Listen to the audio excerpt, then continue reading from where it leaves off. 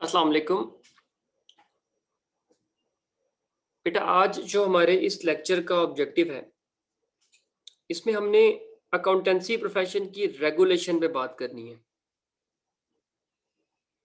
Start में हमने standards की बात की, थोड़ा सा आईएएस 1 को भी देखा,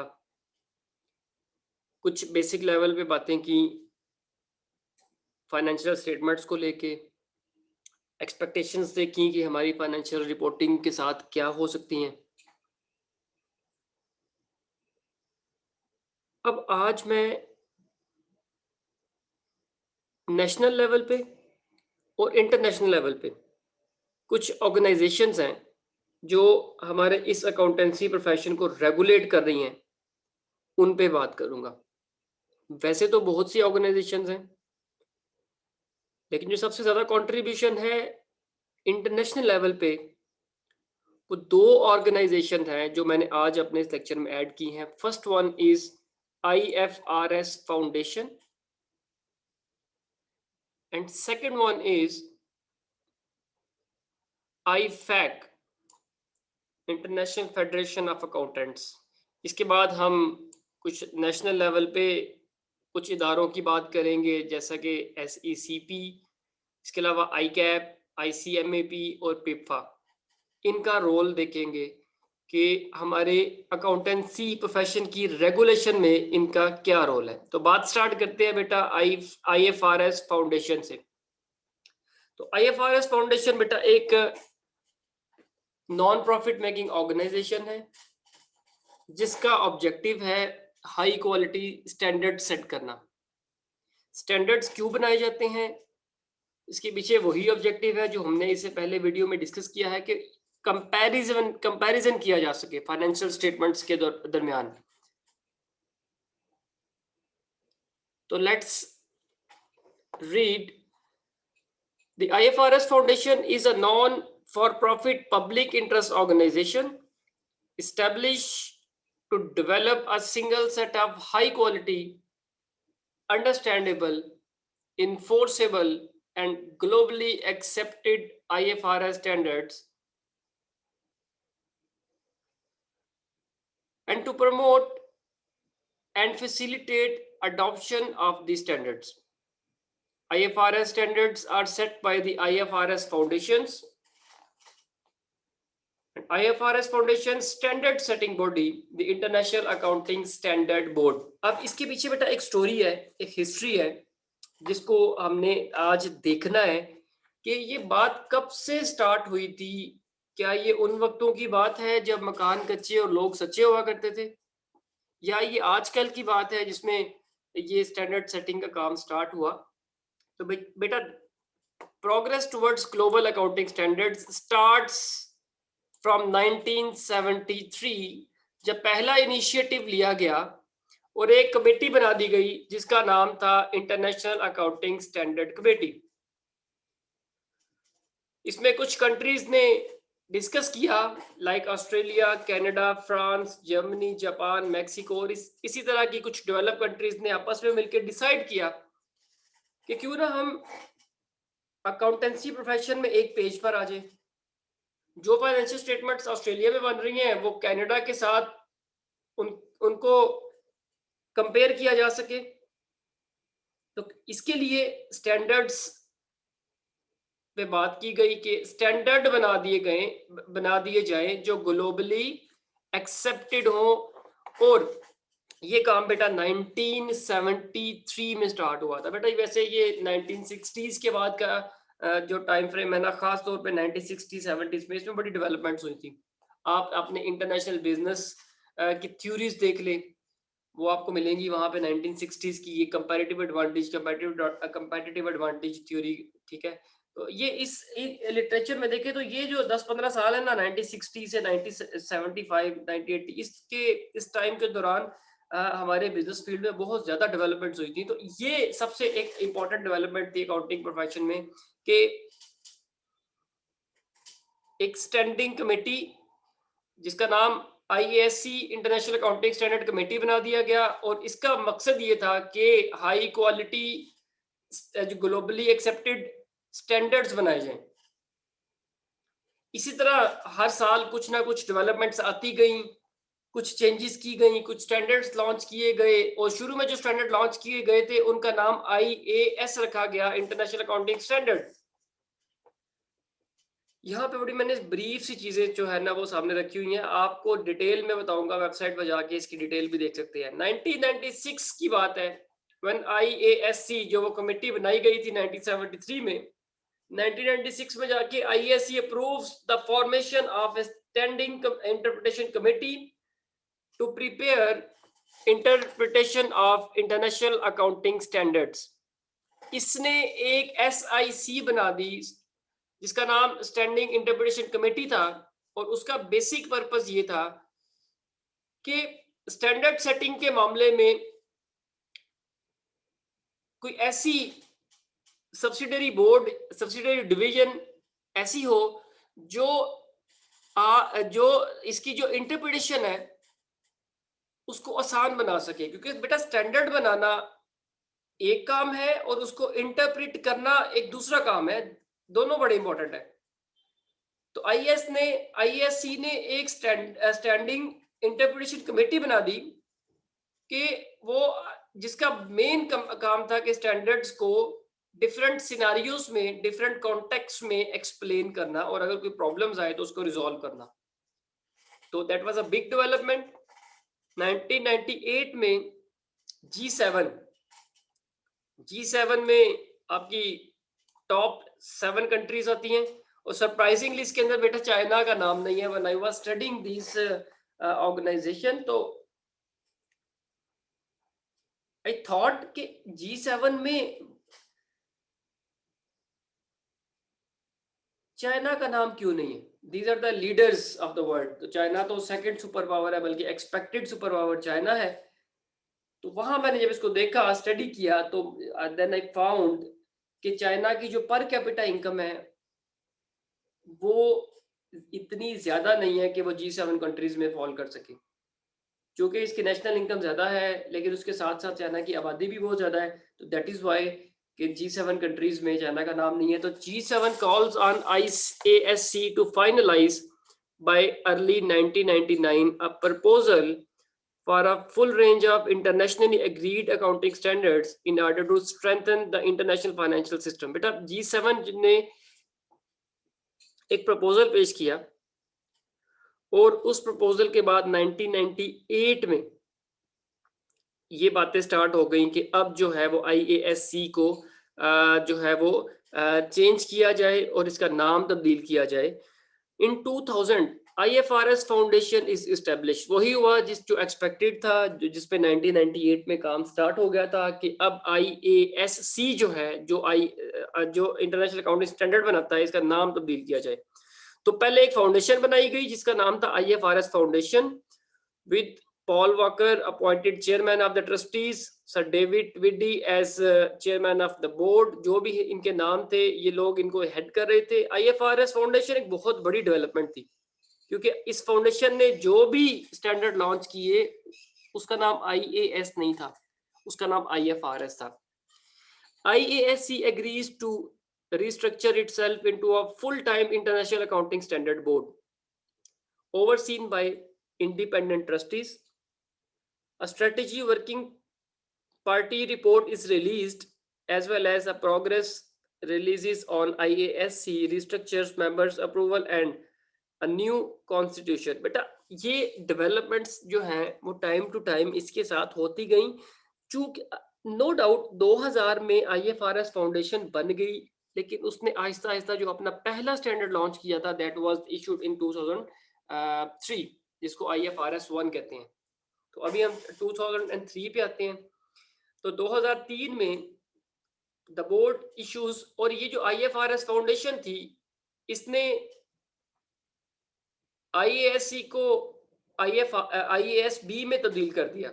जो शुरू में एक जो सबसे पहले इंटरनेशनल अकाउंटिंग स्टैंडर्ड कमेटी बनाई गई थी, IFRS फाउंडेशन ने इसका नाम तब्दील करके इंटरनेशनल अकाउंटिंग स्टैंडर्ड बोर्ड रख दिया। और वो इंटरनेशनल अकाउंटिंग स्टैंडर्ड बोर्ड का जो काम था वो ये था कि इसने स्टैंडर्ड्स लॉन्च करने हैं। That was just a change in the name. The board issues first standard IFRS 1 first time adoption of international financial reporting standard 2003 में IFRS। हाँ, 2001 के बाद 2000 के बाद जब IFRS फाउंडेशन बन गई तो इन्होंने डिसाइड किया कि अब जो भी स्टैंडर्ड होंगे उनका नाम IAS नहीं होगा। इसके लिए वो जो IASB बनाया गया, इसका सब्सिडरी बोर्ड उसने जो भी स्टैंडर्ड 2003 में फर्स्ट टाइम लॉन्च किया उसका नाम IFRS 1 रखा गया। इसी तरह डिफरेंट कंट्रीज ने इसको अडॉप्ट करना शुरू किया इन स्टैंडर्ड्स को, तो उनकी तादाद बढ़ती गई।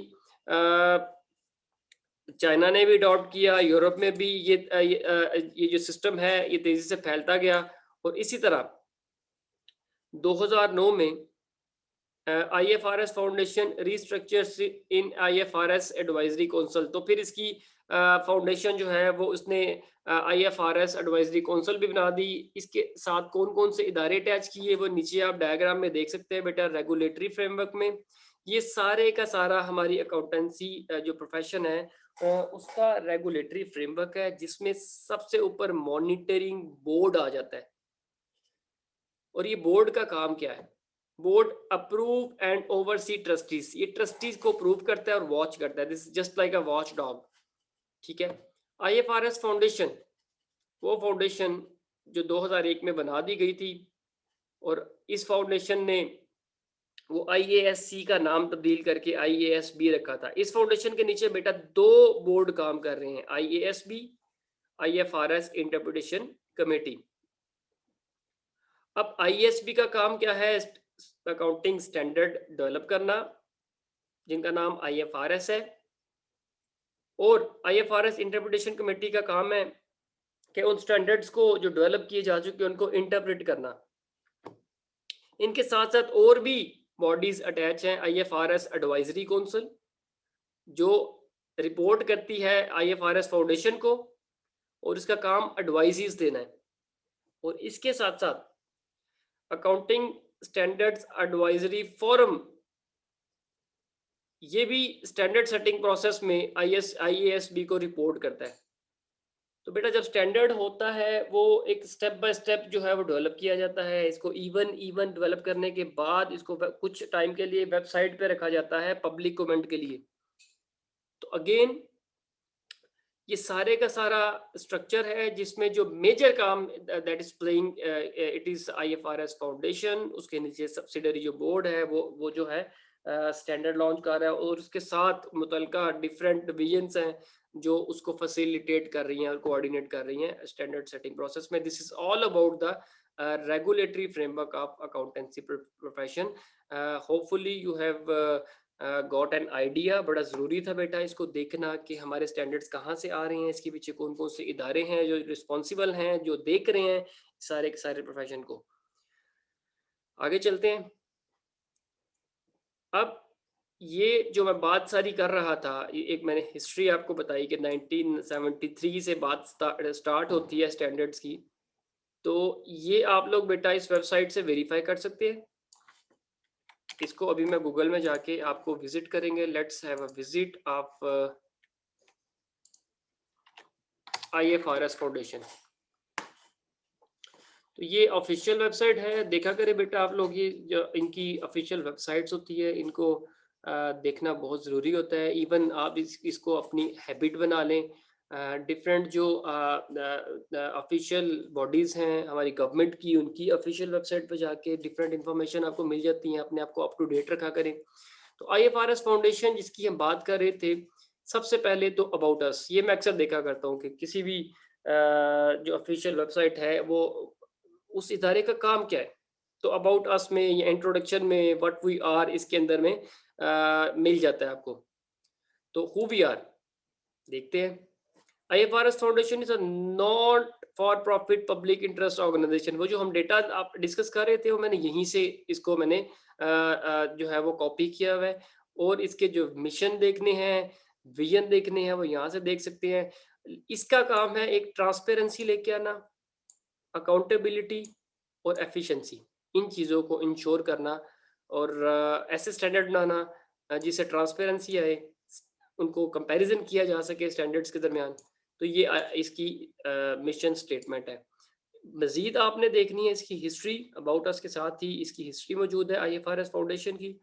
इस हिस्ट्री में आप देखें तो ये आज तक आईएफआरएस फाउंडेशन की जो डेवलपमेंट्स हैं बोर्ड की, ये 2020 तक की सारी डेवलपमेंट्स हैं जो साथ साथ अप टू डेट की जा रही हैं। मैं स्टार्ट करता हूँ कि ये टाइम, मैं देखता हूँ ये टाइमलाइन स्टार्ट कहाँ से हो रही है। तो ये स्टार्ट हो रही है 1973 से, जब इंटरनेशनल अकाउंटिंग स्टैंडर्ड कमेटी बनाई गई थी। तो वो जो डाटा मैं डिस्कस कर रहा था वो यहीं से पिक किया गया था, लेकिन मैंने उसको बड़ा ब्रीफली उसको थोड़ा थोड़ा डेटा यहाँ से पिक किया है। डिटेल इंफॉर्मेशन के लिए बेटा आपने ये करना है, ये सारा रीड करना है फ्रॉम डाउन टू टॉप। 1973 के बाद 89, फिर 90, फिर 93, इसी तरह क्या क्या डेवलपमेंट्स होती गई, और ये सारी स्टोरी 1973 से स्टार्ट होके 2020 तक आपके सामने मौजूद है। ज़रूर आपने इसको रीड करना है और ये आपके लेक्चर का हिस्सा भी होगा। मैंने कुछ कुछ चीज़ें जो हैं वो एक्सप्लेन कर दी हैं। ओके, तो ये था आईएफआरएस, जो हमारी ग्लोबल लेवल पे एक बॉडी है, international financial reporting standard foundation, जो अकाउंटेंसी प्रोफेशन को देख रही है, जिसके नीचे स्पेसिफिकली आईएएसबी काम कर रहा है, इंटरनेशनल अकाउंटिंग स्टैंडर्ड बोर्ड।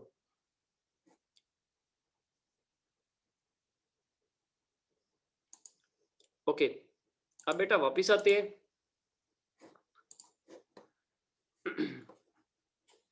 दूसरी जो ऑर्गेनाइजेशन थी मैं जिसका नाम ले रहा था, that was IFAC, international federation of accountants. ये भी बहुत इंपॉर्टेंट ऑर्गेनाइजेशन है। We are the global organization for accountancy profession comprising more than 175 members and associate organization in 130 countries and jurisdictions, representing nearly 3 million professional accountants। तो ये इसका introduction है, इसकी member organisation है। बेटा कोई भी ग्लोबल जो इदारा होता है वो ऐसे ही ग्लोबल नहीं बन जाता, इसकी डिफरेंट कंट्रीज जो हैं वो मेंबर ऑर्गेनाइजेशन होती हैं। तो आईफैक की मेंबर ऑर्गेनाइजेशन जो है वो तमाम कंट्रीज की जो इसके मेंबर्स हैं उनके प्रोफेशनल बॉडीज उनके मेंबर्स हैं। तो पाकिस्तान की भी कुछ प्रोफेशनल बॉडीज होंगी, वो हम देखते हैं। ये साथ इसका लिंक दिया गया है, मैं इसको कॉपी करूंगा और हम इस वेबसाइट का विजिट करते हैं कि आईफैक है क्या बेसिकली, और आईफैक का रोल क्या है, international federation of accountants. Okay, who we are the global organization for accountancy profession. और ये सारी वो बातें जो मैंने अभी एक पैराग्राफ में रीड की हैं, मैंने यहीं से पैराग्राफ पिक किया हुआ था। तो ये एक ग्लोबल बॉडी है जो अकाउंटेंसी प्रोफेशन को सपोर्ट करती है। अब ज्यादा इंपॉर्टेंट है कि मैं स्टैंडर्ड सेटिंग बोर्ड्स पे आऊं। तो बेटा इस ऑर्गेनाइजेशन के जो स्टैंडर्ड सेटिंग बोर्ड हैं वो इसके इस जो है IFAC, international federation of accountants, इसके नीचे 4 बोर्ड काम कर रहे हैं। IAASB,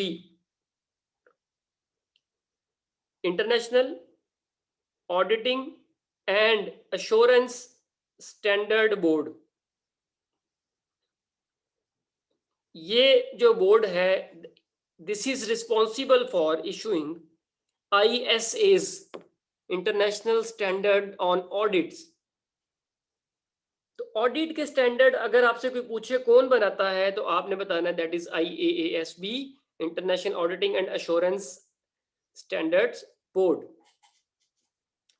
इसके साथ साथ आईफैक के अंडर एक और इसका जैली इदारा काम कर रहा है, that is IAESB, international accounting education standards board. तो इसका काम भी अप टू डेट करना है अकाउंटेंसी एजुकेशन को। इसके साथ साथ IESBA और IPSASB, ये डिफरेंट इसके डिविजन्स हैं, डिफरेंट बोर्ड्स हैं, इनके अपने अपने रोल हैं। आपने इन सारों को देखना है, रीड कीजिएगा। ज्यादा इंपॉर्टेंट है IASB, international auditing and assurance services board, क्योंकि हमने पहले लेक्चर में डिस्कस किया था IAS और ISA में फर्क क्या होता है। तो IAS और ISAs में फर्क हमने कर दिया था कि एक अकाउंटिंग के स्टैंडर्ड हैं और एक ऑडिट के स्टैंडर्ड्स हैं। अगली बात ये करनी चाहिए थी कि जो बड़ी इंपॉर्टेंट है, कि ये स्टैंडर्ड बनाता कौन कौन है। आईएएस जो बनाता है, आईएएससी बनाएगा, इंटरनेशनल अकाउंटिंग स्टैंडर्ड कमेटी, और आईएसए जो इंटरनेशनल स्टैंडर्ड ऑन ऑडिट है, ये कौन बनाएगा? This is the responsibility of IASB, which is the subsidiary board of IFAC, International Federation of Accountants. तो ये बेटा आप इसको थोड़ा सा डिटेल में जरूर देखिएगा। और यहाँ पे चले अब वापस आते हैं। वैसे अगर आपने यहाँ पाकिस्तान का नाम लिखें,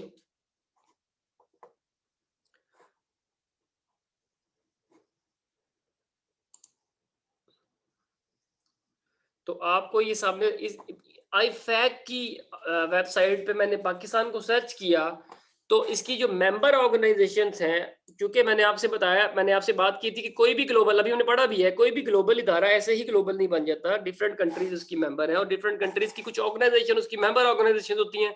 तो पाकिस्तान में से कौन से ऐसे इदारे हैं जो इसकी मेंबर ऑर्गेनाइजेशन, तो वो हमारी बेसिकली जो प्रोफेशनल बॉडीज हैं वो इसकी मेंबर्स हैं।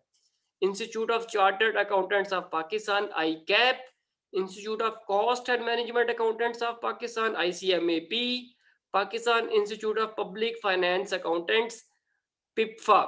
ये तीनों ऑर्गेनाइजेशंस जो हैं वो हमारी, जो हमारे पाकिस्तान या नेशनल लेवल पे हमारे इस प्रोफेशन को देख रही हैं, नेशनल लॉज को देख रही हैं अकाउंटेंसी के, ये आईफैक की मेंबर ऑर्गेनाइजेशंस भी हैं। So hopefully you are getting the link, you are having an idea about the regulation of our accountancy profession. Okay, अब बेटा वापस आते हैं। Now we will talk about Securities and Exchange Commission of Pakistan. International level पे दोनों organisation की बात कर ली हम लोगों ने, इंटरनेशनल फेडरेशन ऑफ अकाउंटेंट्स की भी और इंटरनेशनल IFRS फाउंडेशंस की भी, सॉरी, और इसके बाद इंटरनेशनल फेडरेशन ऑफ अकाउंटेंट्स, ये दोनों इदारों को हमने इनकी ऑफिशियल वेबसाइट पे जाके विजिट किया है और इनके बारे में डिस्कस कर लिया है, और आपने मजीद चीजें देखनी है।